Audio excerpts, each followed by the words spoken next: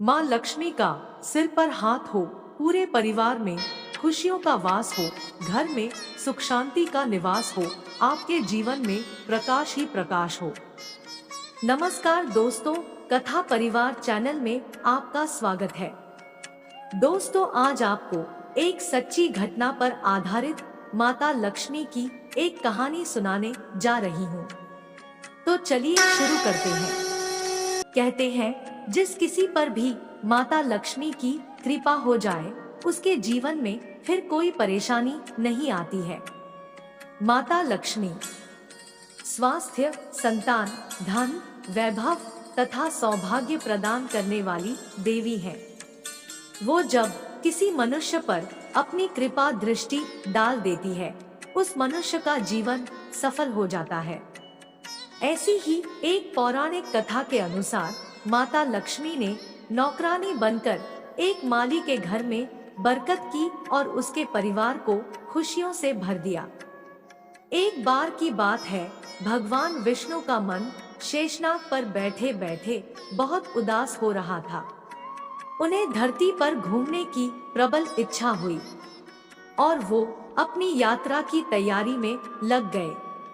स्वामी को तैयार होता देखकर लक्ष्मी माता ने भगवान विष्णु से पूछा, अरे स्वामी, आज सुबह सुबह तैयार होकर कहाँ जाने की तैयारी में हो? भगवान विष्णु बोले, देवी लक्ष्मी, पता नहीं, मन कुछ उदास है, इसलिए मैं धरती लोक पर भ्रमण करने जा रहा हूँ। तब माता लक्ष्मी बोली, हे देव, आप धरती पर भ्रमण के लिए जाएंगे तो आपके बिना मेरा मन भी नहीं लगेगा। क्या मैं भी आपके साथ धरती लोक पर भ्रमण के लिए चल सकती हूँ? भगवान विष्णु बोले, ठीक है देवी लक्ष्मी, पर उसके लिए तुम्हें मेरी एक शर्त माननी होगी। तुम धरती पर पहुंचकर उत्तर दिशा की ओर नहीं देखोगी। तब माता लक्ष्मी बोली, ठीक है स्वामी, मैं धरती पर पहुंचकर उत्तर दिशा में नहीं देखूंगी। मुझे आपकी शर्त मंजूर है। भगवान विष्णु की इस शर्त से माता लक्ष्मी सहमत हो गई और प्रातःकाल होते ही माता लक्ष्मी और भगवान विष्णु धरती पर पहुंचे। उसी समय सूर्य उदय हुआ था। रात बरसात होकर हटी थी।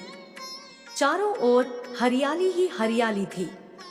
धरती की सुंदरता को देखकर माता लक्ष्मी अत्यंत प्रसन्नचित हुई और भगवान विष्णु को दिया वचन भूल गई। माता लक्ष्मी धरती को देखती देखती कब उत्तर दिशा की ओर देखने लगी, उन्हें पता ही नहीं चला। माता लक्ष्मी बोली, धरती का वातावरण देखने में कितना मनमोहक है, और वो फूलों से भरा खेत, ये तो कितने सुंदर फूलों से सजा हुआ है। मैं ये फूल यदि तोड़ लूं। उत्तर दिशा में माता लक्ष्मी को एक बहुत ही सुंदर फूलों का खेत नजर आया और उसी तरफ से खुशबू के साथ बहुत ही सुंदर सुंदर फूल खिले थे। ये एक फूलों से भरा हुआ खेत था।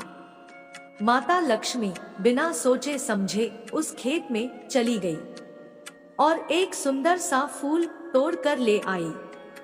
जब माता लक्ष्मी भगवान विष्णु के पास वापस आई तो भगवान विष्णु की आंखों में आंसू थे। माता बोली, ये देखिए स्वामी, कितना सुंदर फूल है। अरे स्वामी, आपकी आंखों में ये आंसू क्या हुआ स्वामी? क्या मुझसे कोई गलती हुई है? बताइए स्वामी। तब भगवान विष्णु बोले, देवी लक्ष्मी, आप मेरा वचन याद नहीं रख पाई।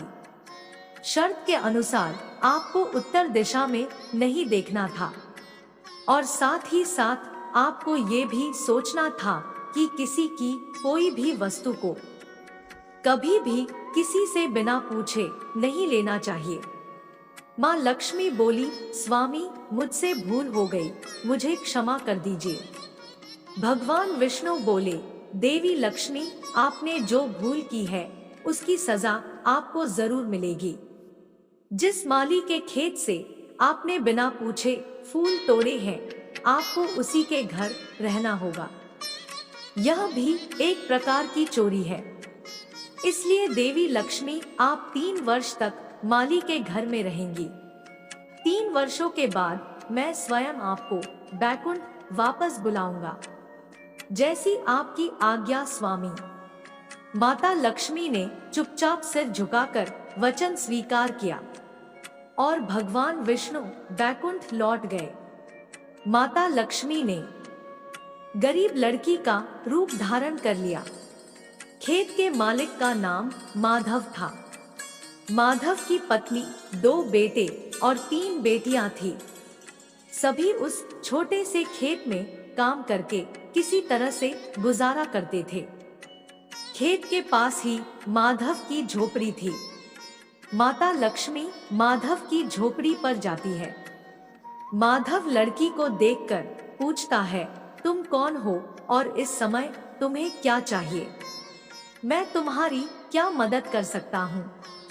तब माता लक्ष्मी बोली, मेरा नाम लक्ष्मी है, मैं एक गरीब लड़की हूँ।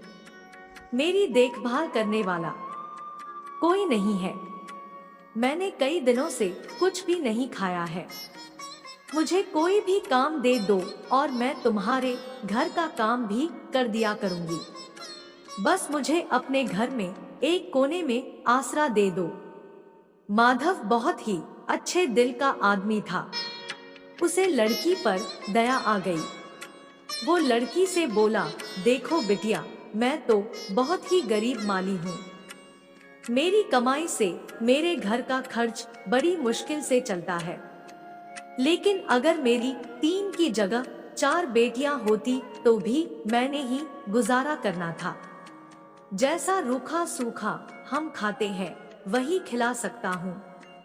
यदि तुम मेरे यहाँ यही रूखा सूखा खाकर खुश रह सकती हो तो अंदर आ जाओ। माता लक्ष्मी बोली, आपने मुझे अपनी झोपड़ी में शरण दी, आपका बहुत बहुत शुक्रिया। माता लक्ष्मी 3 साल माधव के घर पर नौकरानी बनकर रही।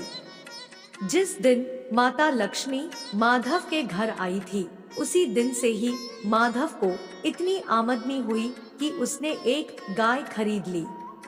माधव की पत्नी बोली, अजी ये नई गाय खरीद लाए, ये तो बहुत अच्छा हुआ। आज तुम्हारी आमदनी बहुत अच्छी हुई। माधव बोला, सरला, सब माता लक्ष्मी की दया है। माता लक्ष्मी मन ही मन में बोल रही थी, माधव, मैंने कोई चमत्कार नहीं किया, ये सब तुम्हारे दयालु स्वभाव का ही फल है जो आज तुम्हें प्राप्त हुआ है। तुमने तो मुझे एक गरीब लड़की समझकर अपने घर में शरण दी है। धीरे धीरे माधव की आमदनी अच्छी हो गई। उसने जमीनें खरीद ली और फिर एक बड़ा पक्का घर भी बनवा लिया। सारी सुख समृद्धि, गहने, कपड़े, जेवर सब कुछ अब माधव और उसके परिवार के पास था। लक्ष्मी माधव के घर और खेत में काम करती रहती थी। एक दिन माधव ने सोचा, मुझे ये सब इस लड़की लक्ष्मी के आने के बाद मिला है। जब से ये मेरे घर आई है, मेरी किस्मत ही बदल गई है। माधव लक्ष्मी के बारे में सोच में ही था कि एक दिन जब वो अपने खेत से काम खत्म करके घर आया तो अपने घर के सामने द्वार पर एक देवी स्वरूप गहनों से सजी एक लड़की को देखकर हैरान रह गया। उसने ध्यान से देखा, अरे ये तो मेरी मुंहबोली बेटी यानी लक्ष्मी है क्या? ये तो साक्षात माता लक्ष्मी है। माधव ने अपनी पत्नी को आवाज लगाई, सरला, सरला, बच्चों के साथ बाहर आओ। माता लक्ष्मी स्वयं हमारे द्वार पर आई है। माधव का पूरा परिवार बाहर आ गया। सब हैरान होकर माता लक्ष्मी को देख रहे थे। माता लक्ष्मी, हमें माफ करना, हमने अनजाने में आपसे अपने घर और खेत का काम करवाया। माता, हम आपको पहचान नहीं पाए, हमसे ये कैसा अपराध हो गया। माता, हम सबको क्षमा कर दो। तब माता लक्ष्मी बोली, माधव, तुम बहुत ही नेक दिल और दयालु व्यक्ति हो। तुमने मुझे आश्रय दिया और 3 साल तक अपनी बेटी के जैसे रखा। इसके बदले मैं तुम्हें वरदान देती हूँ कि तुम्हारे पास कभी भी खुशियों की और धन की कमी नहीं रहेगी। तुम्हें सारे सुख मिलेंगे जिसके तुम हकदार हो। माधव को और उसके परिवार को आशीर्वाद देकर माता लक्ष्मी अपने स्वामी भगवान विष्णु के द्वारा भेजे गए रथ में बैठकर बैकुंठ चली जाती है। माधव और उसका परिवार हाथ जोड़कर माता लक्ष्मी का गुणगान करता है। कोटि कोटि तुमको नमन किया हृदय प्रकाश, पाप कपट का मातु अब करना आप विनाश। दोस्तों, अगर आपको ये कहानी पसंद आई हो तो कमेंट बॉक्स में जय माता दी जरूर लिखें।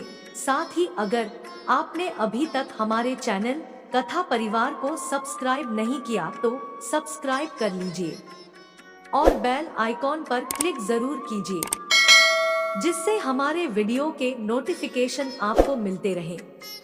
इसी के साथ मैं अपने शब्दों को विराम देती हूँ और पुनः आपके मंगलमय जीवन की कामना करती हूँ। अंत में बस इतना ही कहूंगी, ऊपर वाले के आशीर्वाद और अपनों के प्यार के साथ कर दिखाओ कुछ ऐसा कि दुनिया करना चाहे आपके जैसा।